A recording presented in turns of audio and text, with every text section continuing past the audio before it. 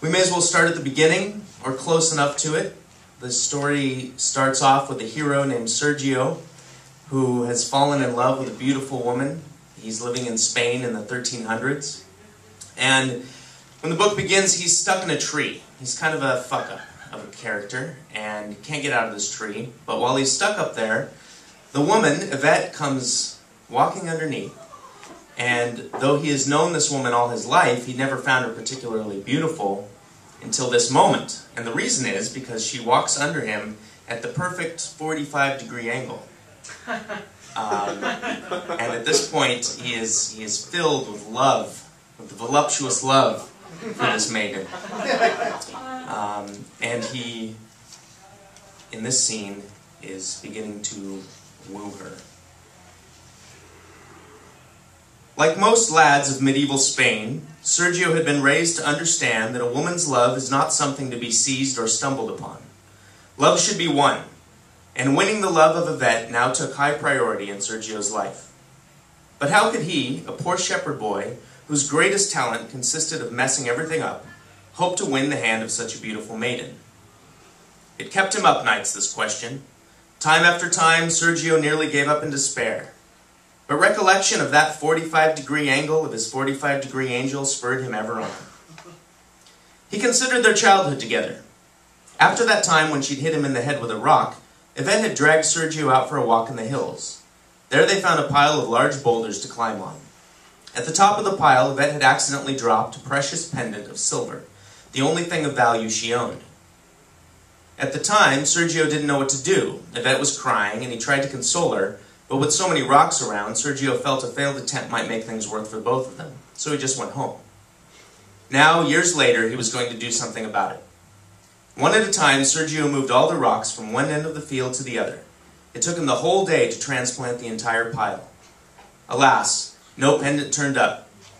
He did, however, manage to create a sinkhole right in the heart of the property belonging to old man Freitas and his crazy wife Veronica, who proceeded to drive Sergio off with a stick. Our shepherd boy's next plan consisted in staging a perilous predicament for his lady love, in hopes of following up with a dashing rescue. Yes, this was a very stupid thing to do, but a young man has to try something. He waited until Ivette was alone in the woods. Then he released old man Freitas' ravenous and deranged bull from its pen. The plan was to set it charging into the woods, at which point Sergio would come riding up on his father's horse and sweep the young beauty off her feet and onto safety. Well, the bull never even made it to the woods. Oh, it charged all right, and as ravenously as hoped, and even in the right direction. But the fat old thing had a heart attack halfway into phase 2 and died right there in the field. When Veronica caught Sergio at this murderous turn of events, she beat the living daylights out of him.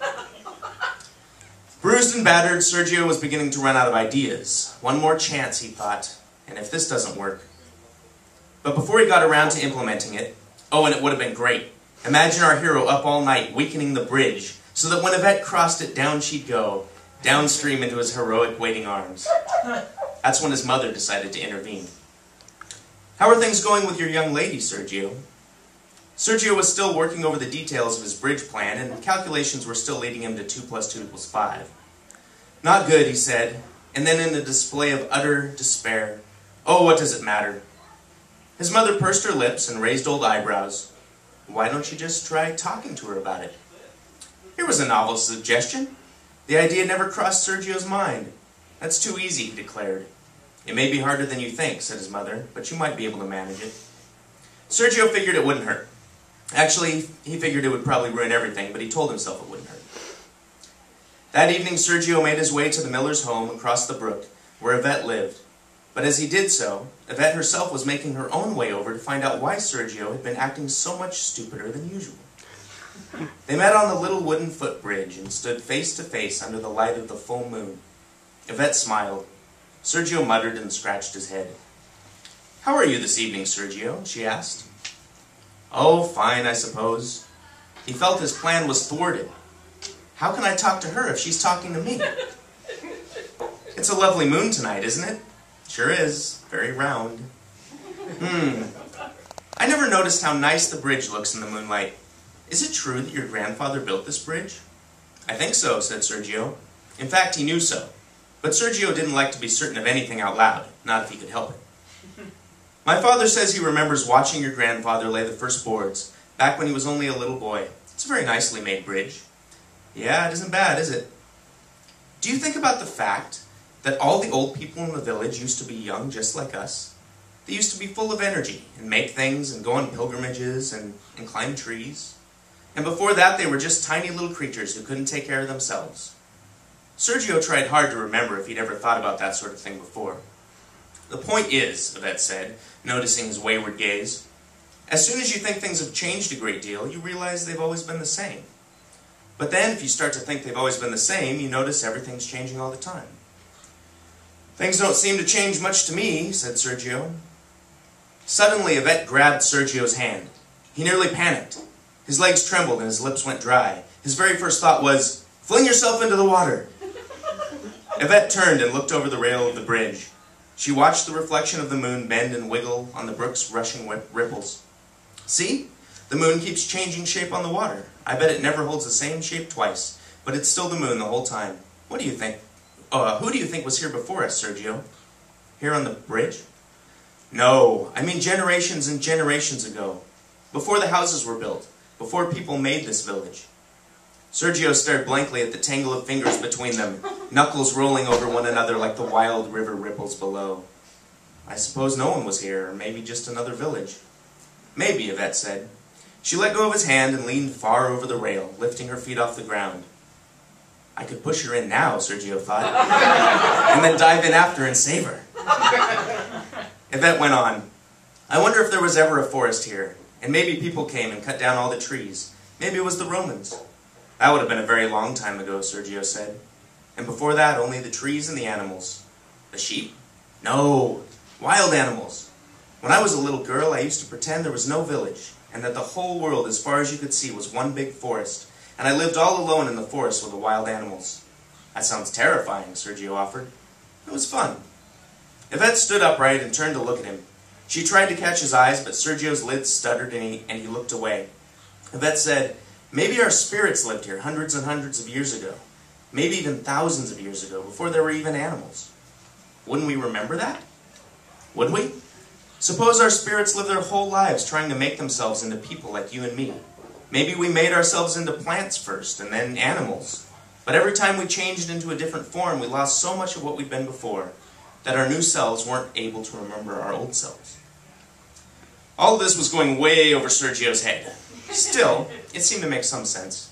He didn't think it had really happened, but he thought it could be possible, and he said so. So what about now, he asked. Are we finished, or are we still trying to become something else? I don't feel like I'm trying to become anything. Don't you? Aren't there things you want, but you don't have? People always want something, desire something. And when she said the word desire, Sergio blushed. And although it was too dark for Ivette to notice, she went right ahead and noticed anyway. And maybe this is our way of changing ourselves into something new, groping around in the dark for our little desires. For a moment, Sergio was too flustered to speak, which was all well and good, for he wouldn't have known how to respond anyway. Sergio? Yvette's tone changed at once into something far more serious. Sergio looked at her. She let the sound of his name linger for a few moments. Why did you move the rocks in old man Frietus's field and then set their bull loose and almost get yourself killed both times? Sergio couldn't stand it any longer. Her question pried him open as if he were an old sunken chest. He told her everything. Weak in the knees and faltering in the voice, Sergio fell at her feet. So caught up in the emotion was he, that most of what he said made absolutely no sense. Ivette thought he was raving, but she did manage to catch one phrase. A scoundrel for your love. She'd never heard that phrase before. It was completely ridiculous, of course, but there was some charm to it. And more importantly, it confirmed her thoughts about exactly what Sergio was up to. She let him off the hook. Are you trying to tell me you're in love with me? I have nothing to offer you but a lifetime's worth of failures and misfortunes, Sergio said with damp eyes. But they are yours if you want them. And for some reason, buried deep in the incomprehensible mystery that is woman, she did want them very much. Thank you. Alright, I'm going to skip all these pages, because they're all very boring pages. No, they're not. I read every single one of them.